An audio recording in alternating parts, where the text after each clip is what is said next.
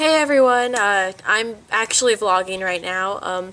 The reason I haven't been able to vlog recently is because I've been really super busy working on the short film project of mine. I can't tell you much about it until after the contest is over and I know who the winners are, but I'll let you see some behind the scenes footage probably within the next week or so. Today's vlog is how to Comic-Con without really trying. And the reason I say this is because Comic-Con is such a huge event, especially in San Diego.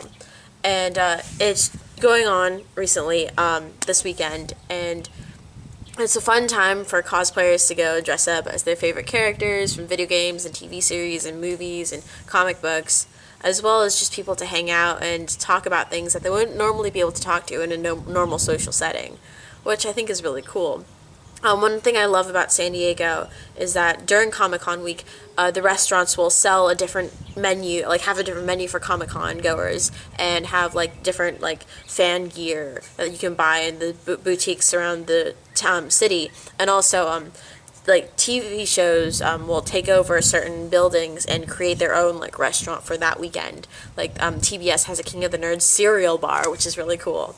We actually tried to go to the free event, which was the Doctor Who fan meetup, and we got there and the line was pretty long, but we stood in line and we figured we might as well give it a shot. I mean, we didn't get a chance to get Comic-Con tickets this year, so we live close to the area, so we figured we might as well try and at least see what's going on.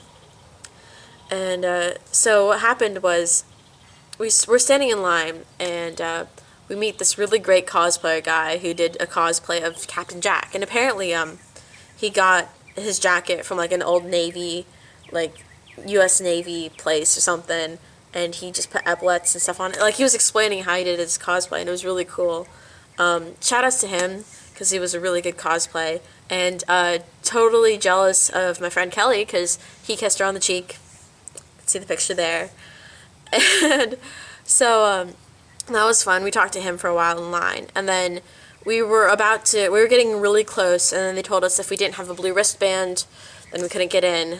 So we were a little bit upset because we were really close to getting in, but weren't close enough. So we decided to go and just wander around town.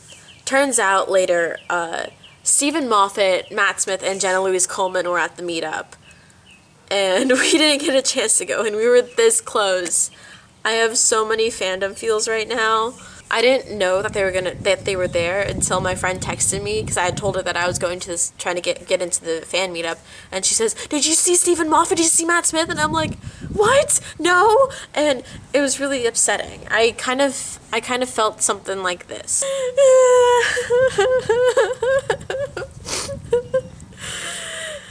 That's how to cry fandom feels style. I was wearing this when we were in line, and this is the TARDIS Key for Tom Baker, the Fourth Doctor, and my friend Kelly, my dad lent her his TARDIS Key, which was Sylvester McCoy, the Seventh Doctor's TARDIS Key, and it's really funny because nobody really knew what these were, even though they're like classic Who things, which is really funny. So we got to see different cosplayers, different cool people. This really cool dragon that the guy leading him, because it was a dragon and then a bunch of people who looked like How to Train Your Dragon characters, but the guy leading the dragon looked a little bit, according to Kelly, like Jason Dolley from Disney Channel. So what does he look like? Jason Dolley, the guy from Disney Channel. Oh yeah, he was in that show with Corey in the House, right? I don't know. One thing I really like about Comic-Con is that you can get the feel of Comic-Con without actually going inside the con. Even though going inside the con is really cool, and it's really ridiculously crowded, and you're afraid that, you know, the spikes on the guys doing Road Warrior cosplay are going to, like, puncture you and give you tetanus, but, outside the con, there's, like, different free meetups and fan meetups and different things you can see, and a lot of just cosplayers just walking around the city, and it's really nice, and it's really cool. We also saw the Trayvon Martin rally. That took you out of that fantasy world that Comic-Con brings, because Comic-Con is this really cool nerd extravaganza. Like, you just love people there. They invest their entire lives in summers and in years putting into these costumes and learning about this like popular culture, fan culture, and then like you see this Trayvon Martin rally go by and you're just like, we actually live in a real world besides, you know, this fandoms and internet and pop culture and stuff, which is kind of scary in a way. So that was interesting. We also met up with Maybell's friends from high school. Erin, the girl, she actually wrote a steampunk novel, which you can read and purchase for stuff down there in the bottom of this. It's a long rectangular thing with words in it. That thing. Yeah, you can I have linked you into that there. We saw a female Sherlock and a guy cosplaying as Princess Leia. I think the best part about con is just the atmosphere, because people are just so willing and so into these popular culture icons that it just makes you feel good inside. That they're also as into creating an outfit as you are on random things. This is how to con without really trying. Comment below with what your thoughts are on anything, pretty much. You can even comment on other cons that you've been to, because I've actually never been to any other cons.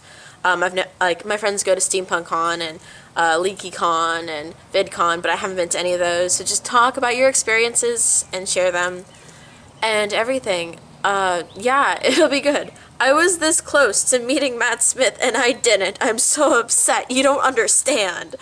Like, ugh.